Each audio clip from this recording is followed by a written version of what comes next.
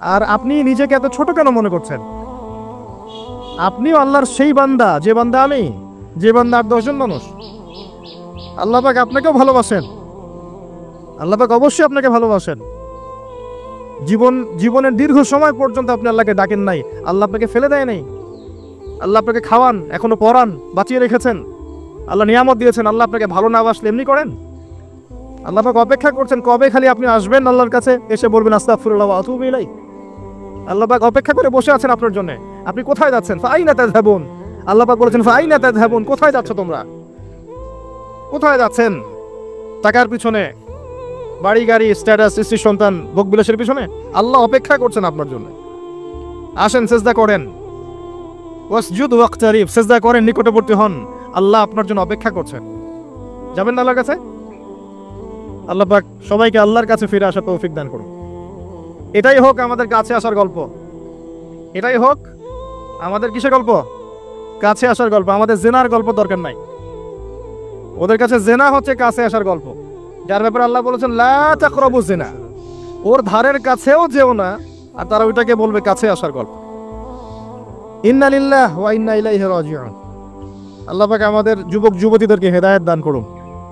পিতা মাতাদেরকে পরিবারে অনুশাসন বজায় রাখার তৌফিক দান করুন।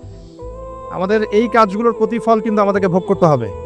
আমাদের মেয়েদের, আমাদের ছেলেদের, তাদেরকে আমরা কিভাবে বড় করছি এটার হিসেব কিন্তু আমাদেরকে চুকিয়ে দিতেই হবে। পিতামাতাদেরকে বলবো সচেতন হয়ে যান। আল্লাহ পাক তৌফিক এনায়েত করুন, আমিন। আর যারা ওই পথে চলে গেছেন তাদের উদ্দেশ্যে একটা কথা বলবো, সেটা হচ্ছে যে এটা একটা মোহ, একটা ভ্রম। বাস্তবতা হচ্ছে যে আপনাকে প্রতিশ্রুতি দিচ্ছে সে আপনাকে অনেক ভালোবাসে, আদতে সে আপনাকে ভালোবাসে না। আদতে সে আপনার অবস্থানকে ভালোবাসে। আপনি আজ হোক আর কাল হোক এটা বুঝতে পারবেন যে সে আপনাকে ভালোবাসে না, আপনার অবস্থানকে ভালোবাসে। আপনার অবস্থান যদি ভালো থাকে সে আপনাকে ভালোবাসবে, অবস্থান ভালো না থাকলে ভালোবাসবে না। একইভাবে আপনি একটা মেয়ের কাছে যে ভোগবিলাস চাচ্ছেন, একটা ছেলে একটা গায়রে মারা মেয়ের সাথে ফ্রি মিক্সিং করলে তার একটাই উদ্দেশ্য থাকে, সেই মেয়েটাকে ভোগ করা। সুযোগ পেলেই সে মেয়েটাকে ভোগ করে ফেলবে। একইভাবে এই মেয়েও দেখবেন আপনার যতটুকু সামর্থ্য আছে, অর্থবিত্ত যা যা আছে, এটাকে সে ইউজ করার চেষ্টা করছে তার স্বার্থে। বাস্তবিক অর্থে দুজন দুজনকে ভালোবাসে না মোটেই, দুজন দুজনের স্বার্থকে ভালোবাসে। ভালোবাসা আল্লাহর পক্ষ থেকে আসে। কখন আসবে? যখন আপনি হালালের উপর থাকবেন, যখন আপনি বিয়ে করবেন হালালভাবে।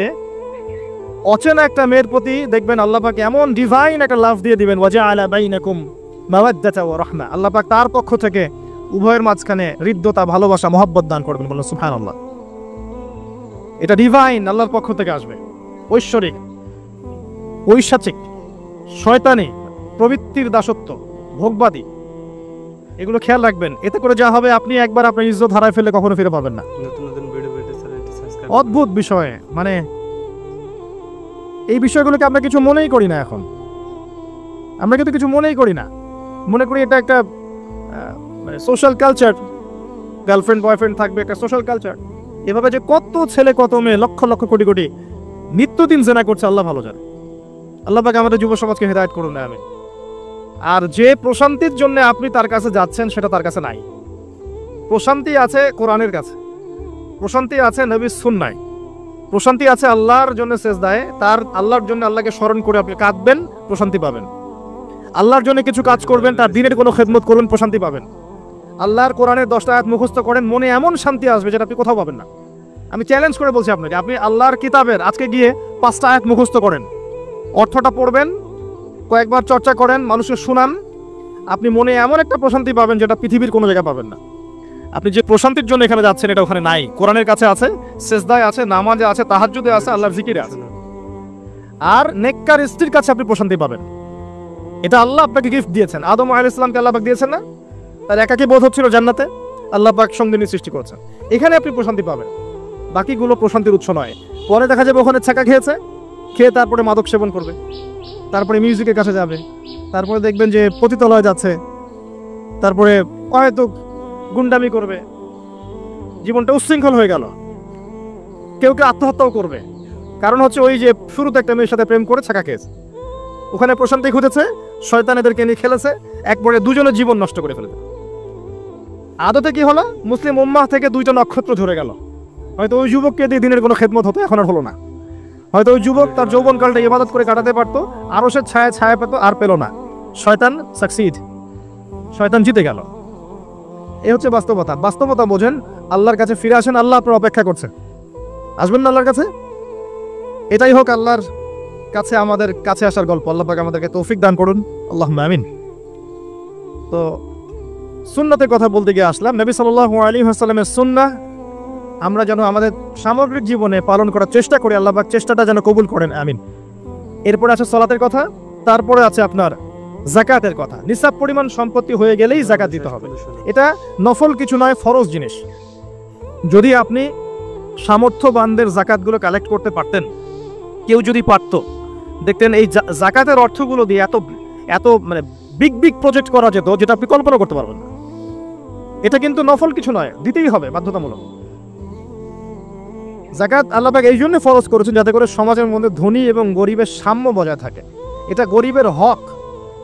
যাদের উপর যাকাত ফরজ হয়েছে তারপরেও যাকাত দিচ্ছে না, এদের সম্পত্তিগুলোকে আল্লাহ পাক কিয়ামতের দিন গলাবেন, মানে ধাতুতে পরিণত করে গলাবেন, গলিয়ে কপালে, গালে, পিঠে, চেহারায় লেপটে দিবেন। বলেন নাউজুবিল্লাহ।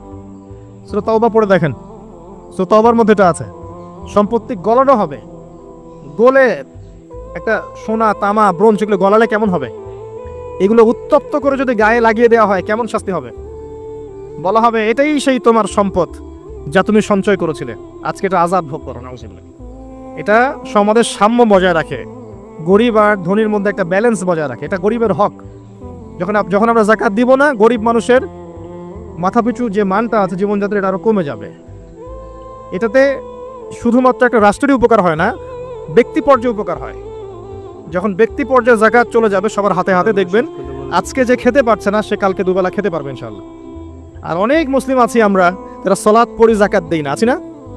যাকাতকে আমরা ফরজই মনে করি না।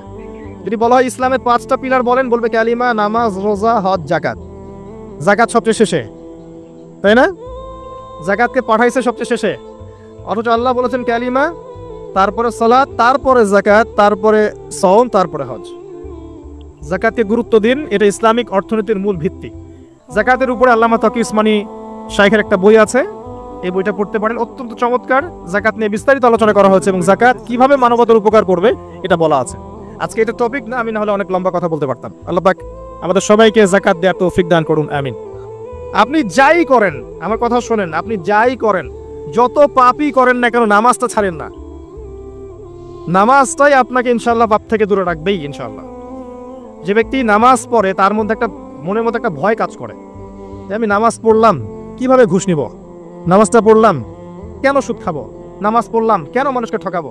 তার মনের ভিতর কিন্তু একটা সারা একটা নকিং হবেই। ইন্না সালাতা তানহা আনিল ফাহশাই ওয়াল মুনকার। সালাত আপনাকে সমস্ত অশ্লীল এবং গর্হিত কাজ থেকে বিরত রাখবে ইনশাআল্লাহ। নামাজটা ছাড়েন না, যত পাপ করছেন করেন, আমি বলি নামাজ ছাড়েন না। ইনশাআল্লাহ একদিন নামাজই আপনাকে পাপ থেকে বের করে আনবে ইনশাআল্লাহ। শয়তান আপনাকে হতাশ করতে চাইবে, শয়তান আপনাকে হতাশ করতে চাইবে যে তুই তো গার্লফ্রেন্ডের সাথে কথা বললি, রাতের বেলা পর্ন দেখলি, তুই তো ফ্রি মিক্সিং এ আছিস, তুই মাদক দ্রব্য খাচ্ছিস, তুই কাজে ফাঁকি মারিস, তুই ট্যাক্স আদায় করিস নাই, দুর্নীতি করছিস, তুই আবার নামাজ পড়বি কেন? শয়তান আপনাকে এগুলো বোঝাবে, কিন্তু নামাজ তো আমার শোভা পায় না, আমি তো অনেক পাপী মানুষ, এই ধোকায় পা দিবেন না। আপনি নামাজ কন্টিনিউ করতে থাকেন, ইনশাআল্লাহ আল্লাহ পাক আপনাকে পাপ থেকে বের করে আনবেন ইনশাআল্লাহ। ওই নামাজটা যদি ছেড়ে দেন তাহলে আর কোনো হাতিয়ার বাকি থাকবে না। আর আপনি যত পাপ করেন না কেন, মায়ুস হবেন না, মন ছোট করবেন না। আপনার একটা সেজদা, যে সেজদা আপনি চোখের পানি ঢেলে দিয়েছেন আল্লাহর কাছে, যে আল্লাহ আমার ভুলগুলো তুমি মাফ করে দাও, আমার তওবা তুমি কবুল করো, ইনশাআল্লাহ দেখবেন ওই একটা সেজদা যদি কবুল হয়ে যায়, আল্লাহ পাক আপনার সব গুনাহ মাফ করে দিবেন ইনশাআল্লাহ। হতাশ হবেন না। শয়তান হতাশ করতে চাইবে মানুষকে, শয়তান মানুষকে হতাশ করতে চাইবে। এমনকি আপনার যদি পাহাড়ের পরিমাণ ঋণ থাকে, ওই ঋণ শোধ করার ব্যবস্থা আল্লাহ পাক করে দিবেন ইনশাআল্লাহ তাআলা। হতাশ হবেন না, নামাজ ছাড়েন না। আর আমি একটা কথা বারবার বলেছি, আবারও বলছি, যে চলমান যে 3G 4G নামাজগুলো চলছে, এগুলো থেকে নিজেকে দূরে রাখবে। সব এখন ডিজিটাল, নামাজও ডিজিটাল। দেখা যায় যে 5 মিনিটের মধ্যে 4 রাকাত নামাজ শেষ, মাশাআল্লাহ। ইমাম সাহেব যদি 10 মিনিট পড়ায় দেয় তাহলে তো তার চাকরি নট। বোঝেন না এত তারা, আমার সময় নাই, আমরা ব্যস্ত মানুষ, এত সময় লাগে নামাজ পড়তে? ইমাম সাহেবকে বলছে কমিটি ইমাম সাহেবকে চার্জ করছে, অথচ ইমামের উচিত তাদেরকে চার্জ করা। উল্টে গেছে এখন আর কি। ওইদিকে আসবো আমি। দাসী তার মনিবকে জন্ম দিবে, মানে সমাজের ন্যায় অন্যায় ভালো মন্দ হক বাতিলের মানদণ্ড উল্টে যাবে। দাসী কখনো মনিবকে জন্ম দেয়? মানদণ্ড উল্টে যাবে। আসেন রিল্যাক্সে নামাজ পড়বেন ইনশাআল্লাহ। আল্লাহ পাক তৌফিক দান করুন। নামাজের মধ্যে যা পড়ছেন এটাকে বোঝার চেষ্টা করতে হবে অর্থটা, তখন দেখবেন নামাজে মনোযোগ বাড়বে ইনশাআল্লাহ। তার আগে অজুটাকে ভালো করে করবেন, তাড়াহুড়া করে অজু করবেন না, রিল্যাক্সে অজু করেন। অজুর অঙ্গগুলোকে সুন্দর করে ধরুন। অজু পরিষ্কার হয় না, এই জন্য নামাজে মনোযোগ থাকে না। আর একটা বদ অভ্যাস আমারও আছে, আপনাদের সবারও আছে আমি জানি। অজুতে আমরা যে পরিমাণ পানি খরচ করি, এই পরিমাণ পানি দিয়ে নবী সাল্লাল্লাহু আলাইহি ওয়াসাল্লাম গোসল করতেন। হ্যাঁ, আর আপনার মাথায় যত চুল আছে তার চেয়ে বেশি চুল ছিল নবী সাল্লাল্লাহু আলাইহি ওয়াসাল্লামের মাথায়। দিন দিন ঢাকা শহর সহ বড় বড় যে সিটিগুলো আছে এগুলোর পানির লেয়ার নিচে নেমে যাচ্ছে। আমাদের অপচয়ের কারণে এমন হচ্ছে। প্রচুর পানি আমরা অজুতে অপচয় করি। গোসল দেখবেন শাওয়ার নিচে, ওই যে আমাদের ডিজিটাল আজুজের বাথরুম যেগুলো আছে, পানি চোষা বাথরুম, মানে 10-20 বালতি পানি দিয়ে শাওয়ার নিয়ে নিবে। হ্যাঁ, মহিলা হলে তো কথাই নাই, আরো 10 বালতি এক্সট্রা লাগায়। তো সমস্যা, অজু ঠিক করতে হবে, তারপরে সালাতে মনোযোগ বসবে ইনশাআল্লাহ। আল্লাহ পাক আমাদেরকে সালাত বুঝে আদায় করার তৌফিক দান করুন। মনোযোগ চলে যাবে, যাওয়া আসা করবে, মনোযোগ যাওয়া আসা করবেই, কিন্তু মনোযোগ ধরে রাখার চেষ্টা করতে হবে ইনশাআল্লাহ তাআলা। আল্লাহ পাক যদি ইহসান দান করেন মনোযোগ বাড়বে ইনশাআল্লাহ আযজা ওয়া জাল। আরেকটা টিপস বলবো, সেটা হলো নামাজে সূরাগুলোর মধ্যে ভেরিয়েশন রাখতে হয়। যেমন প্রতিদিন যদি আপনি একই রকম সূরা পড়েন, আমি নিজেও দেখেছি যে আপনি প্রত্যেক ওয়াক্তেই যদি একই সূরা দিয়ে নামাজ পড়ে থাকেন, দেখবেন মনোযোগটা তুলনামূলক কম পাচ্ছেন। এক এক রাকাতে যদি আপনি ভেরিয়েশন নিয়ে আসেন, সূরার মধ্যে ভেরিয়েশন বোঝেন তো, বৈচিত্র্য নিয়ে আসেন, আপনি দেখবেন মনোযোগ বাড়বে। খেয়াল করে দেখেন। এবং তাসবিহ তাহলিল যেগুলো করছেন এগুলোর অর্থটার দিকে যদি ফোকাস করেন, মনোযোগ কিছুটা হলেও বাড়বে। আরেকটা কাজ করলে মনোযোগ বাড়বে, প্রত্যেক সেজদায় দোয়া করতে পারলে। সেজদা করছেন, শুধু সুবহান রাব্বিয়াল আ'লা এতটুকু বলে উঠে যাবেন না, কমপক্ষে একটা দুটো দোয়া করেন সেজদায়, কারণ সেজদায় সবচেয়ে বেশি দোয়া কবুল হয়। আল্লাহ রাসূল সাল্লাল্লাহু আলাইহি ওয়াসাল্লাম বলেছেন, বান্দা সেজদায় আল্লাহর যত কাছে থাকে অন্য কোনোভাবে বান্দা এত কাছে আসতে পারবে না। এবং এখানে তোমরা বেশি বেশি দোয়া করো, নবী সাল্লাল্লাহু আলাইহি ওয়াসাল্লাম বেশি বেশি দোয়া করতে বলেছেন। দোয়ার জন্য হুজুর ডেকে এত খাওয়ানোর দরকার নাই, নিজে দোয়া করা শেখেন। নিজের বাবার জন্য, মায়ের জন্য, আপনার আত্মীয় স্বজনের জন্য, আপনার নিজের জন্য, আপনার স্ত্রী সন্তানের জন্য, সমাজের জন্য, উম্মার জন্য, দেশের জন্য আপনি দোয়া করতে শেখেন। আপনার একটা প্রয়োজন, এই প্রয়োজনটাকে আমি বুঝতে পারবো, ওই আবেগটাকে আমার আসবে। আপনার যেটা প্রয়োজন, আপনার আবেগ আপনার আসবে। আপনার সন্তান অসুস্থ, আমি কি বুঝবো সেই ফিলিংসটা কেমন? আপনি বুঝবেন সেই ফিলিংসটা কেমন।